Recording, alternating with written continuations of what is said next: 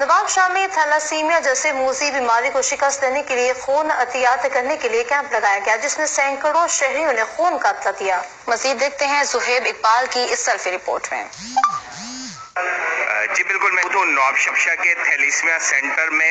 यहाँ पर थैलेसीमिया के मरीजों के लिए ब्लड कलेक्ट करने के लिए कैंप लगाया गया। इस वक्त हमारे साथ मुंतज़मीन मौजूद है, इनसे जानते हैं। जी मैडम बताइएगा, आज ये कैंप जी मैं डॉक्टर दुआ हूँ और मैं चीफ ऑर्गेनाइजर हूँ थैलेसीमिया कैंप की।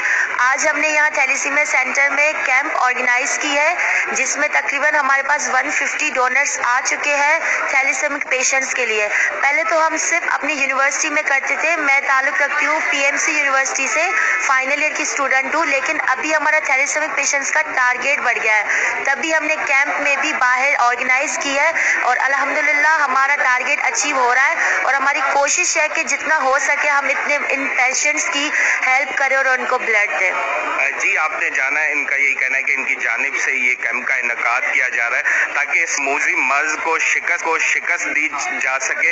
इनकी यही सिटीजन से जो नवाब शाह के